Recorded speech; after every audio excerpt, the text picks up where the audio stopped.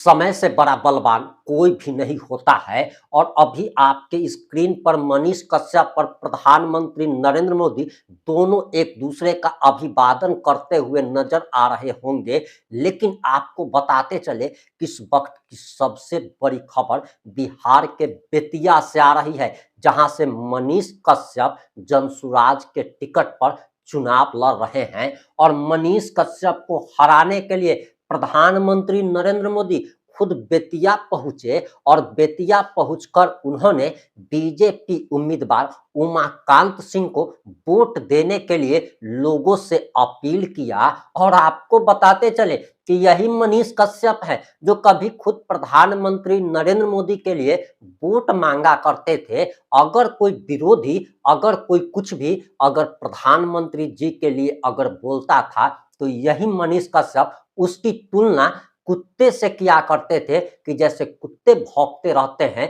वैसे ही प्रधानमंत्री जी के विरोधी भौंकते रहते हैं। और आज का समय देखिए कि यही मनीष कश्यप अब प्रधानमंत्री का विरोध कर रहे हैं और यही प्रधानमंत्री अब मनीष कश्यप का विरोध कर रहे हैं। लेकिन सबसे बड़ी हैरानी की बात तो यह है कि प्रधानमंत्री ने बेतिया पहुंचकर ऐसी ऐसी बातें कर दी है। अब बात कट्टा पर आ गई है, बात अब सिक्सर पिस्टल पर आ गई है, 47 पर आ गई है। और आखिर प्रधानमंत्री ने वहां पहुंचकर बेतिया में कई सारे योजनाओं के बारे में बताया, कई सारी घोषणाओं को कर दिया।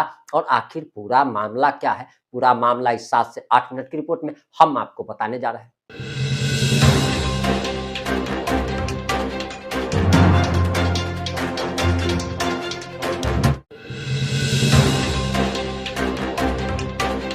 नमस्कार, मैं प्रिंस कुमार सिंह और आप देख रहे हैं पॉजिटिव इंडिया। अगर अभी तक आपने चैनल को सब्सक्राइब नहीं किया है तो खबरों से अपडेट रहने के लिए कृपया चैनल को सब्सक्राइब कर लीजिए। और जो लोग ऑलरेडी कर चुके हैं उन तमाम लोगों को सही धन्यवाद। अब वापस आते हैं अपनी खबर पर और जरा प्रधानमंत्री जी का ये बयान सुनिए। चुनाव हम लोग नहीं लड़ रहे हैं, कोई एनडीए का नेता नहीं लड़ रहा है, न मोदी लड़ रहा है, न नीतीश कुमार लड़ रहे हैं।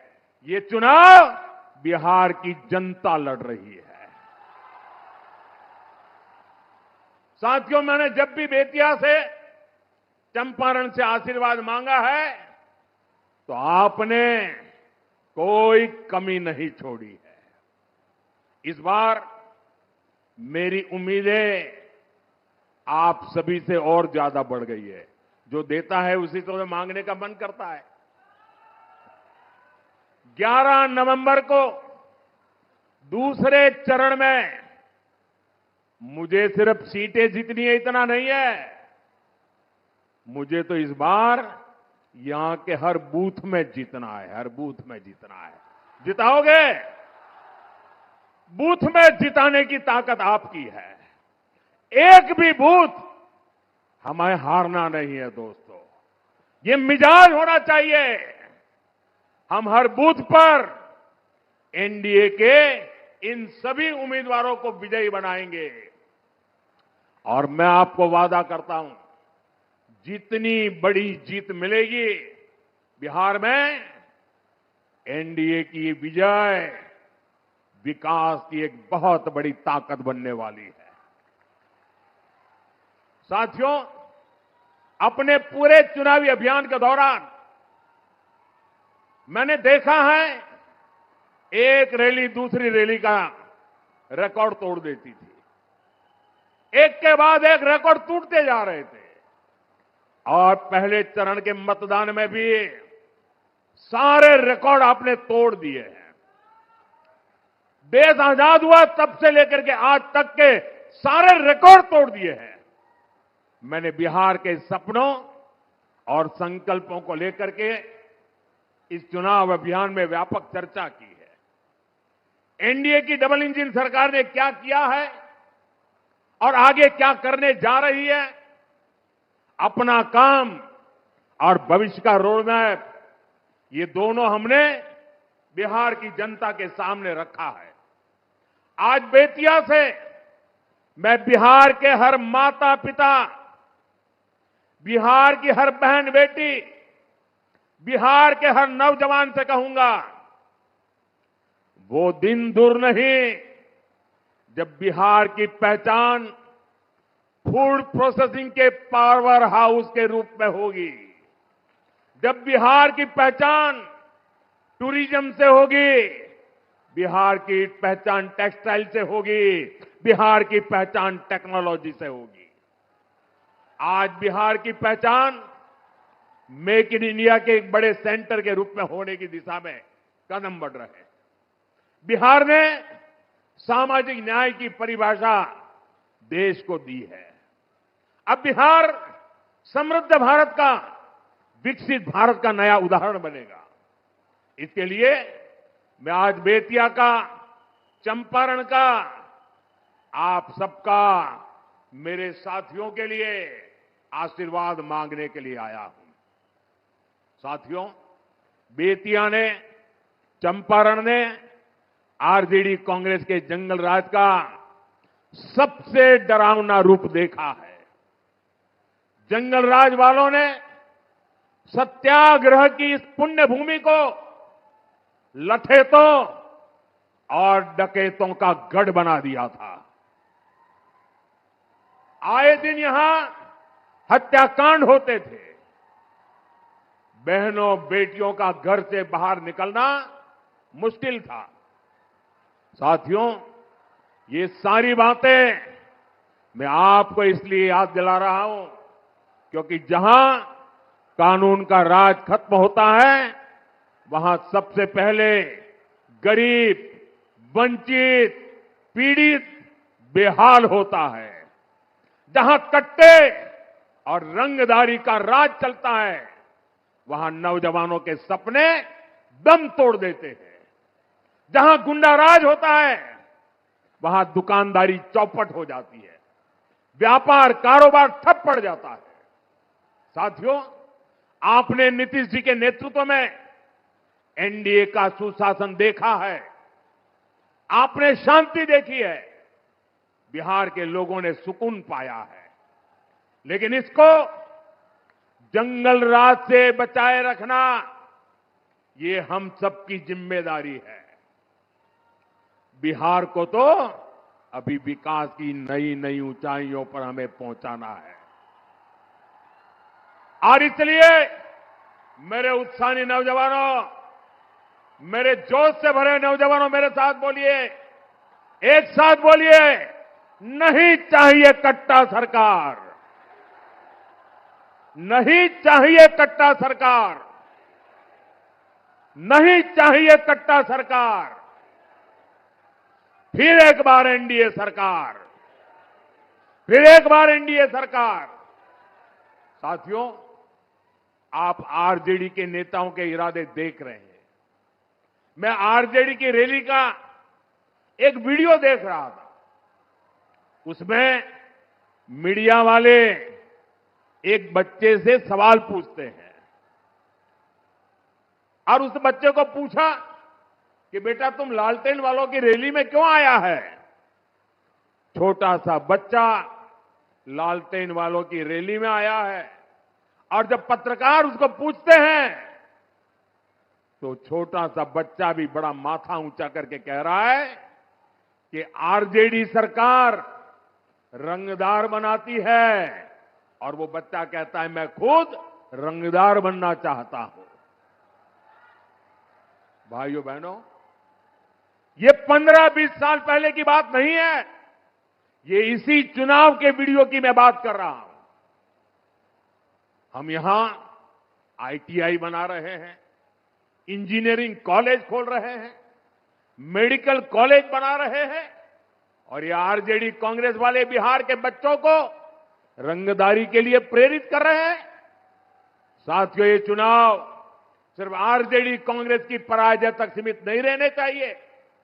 आपको उस मानसिकता को हराना है जो बिहार के बच्चों में जहर का बीज बो रही है। साथियों, बिहार तभी आगे बढ़ेगा जब यहां के युवाओं के सपनों को, उनकी आकांक्षाओं को प्रोत्साहन मिलेगा।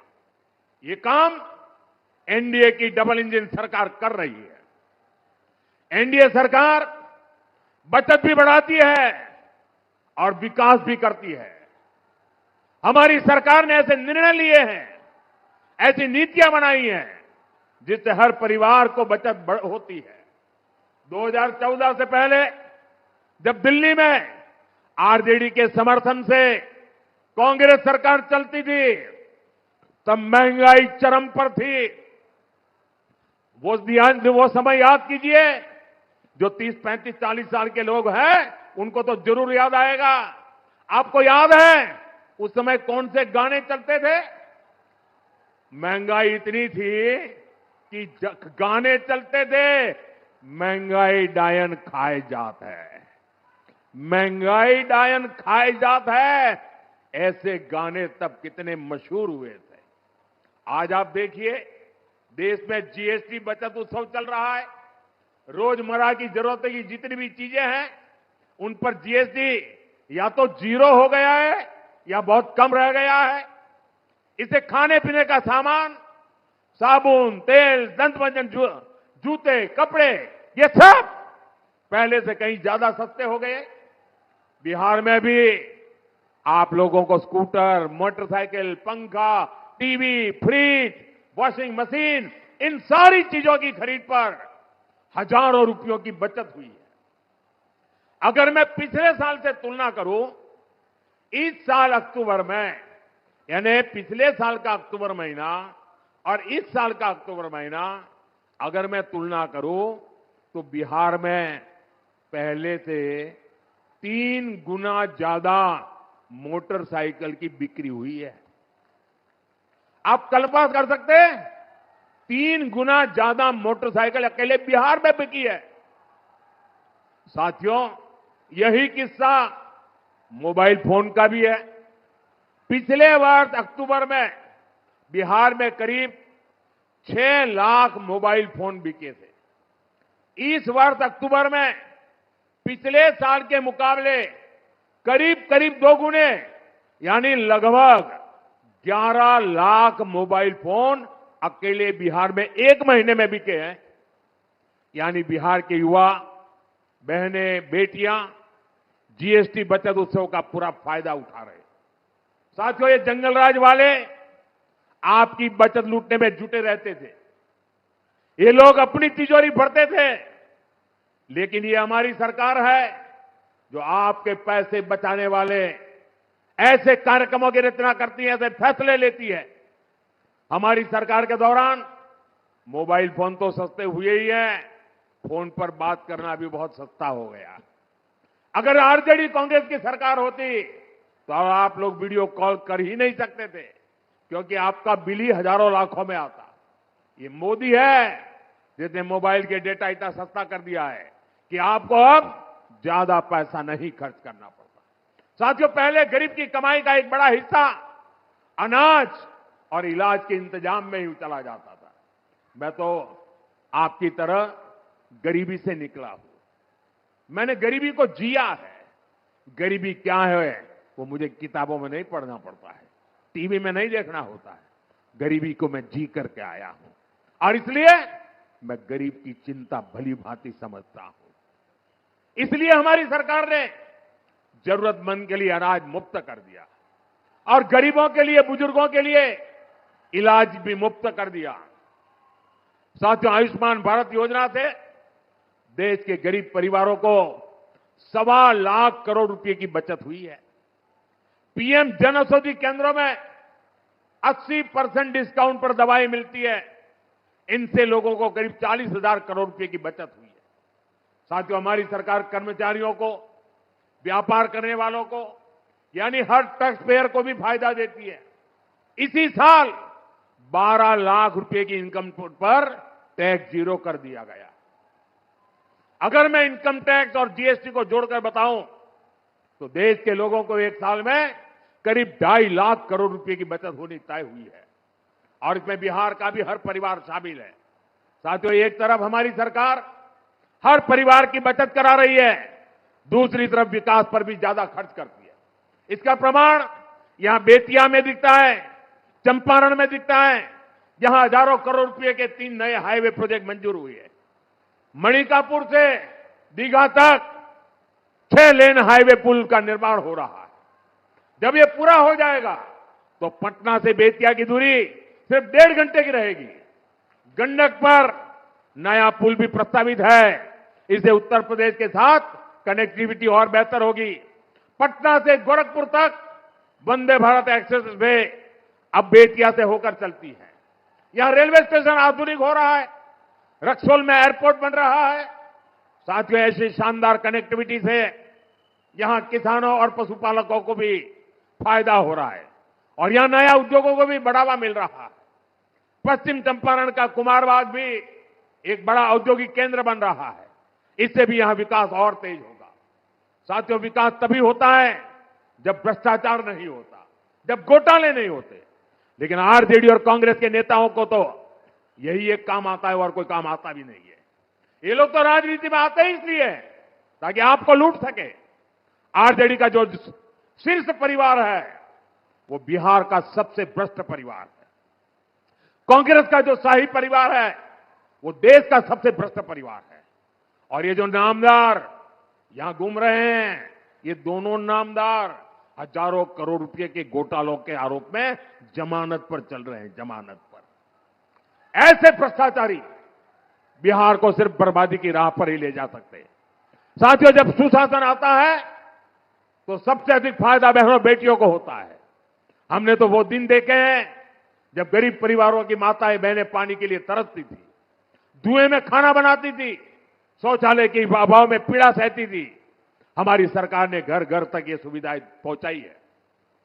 साथियों, सुविधाएं नहीं, हमारी सरकार बहनों बेटियों को सम्मान भी दे रही है, रोजगार और स्वरोजगार के अवसर भी दे रही है। बिहार में एनडीए सरकार ने पंचायतों में 50% आरक्षण महिलाओं को दिया।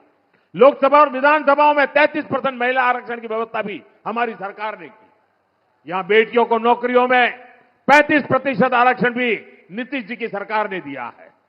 साथियों, मुख्यमंत्री महिला रोजगार योजना भी मातृशक्ति को सशक्त करने का एक बड़ा प्रयास है। अभी तक बिहार की 1,40,00,000 बहनों के खाते में 10-10 हजार रुपये पहुंच चुके हैं। ये योजना ऐसी नहीं है कि एक बार मदद मिल गई हो। एनडीए सरकार इस योजना के माध्यम से आगे भी बिहार की सभी बहनों को आगे बढ़ाने वाली है। ये मैं आपको वादा करता हूं। साथियों, मैं बेतिया से एक नए विश्वास के साथ लौट रहा हूं। मैं आप सभी से आग्रह करूंगा, जरा मेरे सामने जो भी बाहर खड़े हैं, यहां बैठे, सबसे आग्रह करूंगा। मेरी चुनाव का यह आखिरी सभा है और इसलिए मेरा विशेष आग्रह है, जरा अपना मोबाइल फोन बाहर निकालिए। सब लोग अपना मोबाइल फोन बाहर निकालिए। ये ऊपर वाले भी मोबाइल फोन लेके बैठे तो बाहर निकालें। सबका मोबाइल फोन बाहर निकाल करके उसकी जो लाइट है ना वो जरा जलाइए। जरा सबके सब लोग लाइट जलाइए। ये जो प्रकाश आपके हाथ में है, ये जो प्रकाश आपके हाथ में है, ये विकसित बिहार का रास्ता दिखा रहा है। ये वो संकल्प है जो बिहार में लालटेन के अंधकार को कभी लौटने नहीं देगा। मैं बेतिया से, पूरे चंपारण से, पूरे बिहार से कहूंगा, अब मैं आज जब आपके पास से विदाई ले रहा हूं, आपके आशीर्वाद लेकर के जा रहा हूं, विजय के पूरे विश्वास के साथ जा रहा हूं।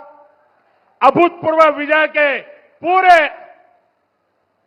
वातावरण को मैंने पाया है, देखा है, और इसलिए मैं आज आपको वादा करता हूं, मैं आज जा रहा हूं, आप 11 को वोट डालेंगे, 14 को गिनती होगी और मैं फिर से एक बार एनडीए सरकार के शपथ ग्रहण में फिर से पटना आऊंगा।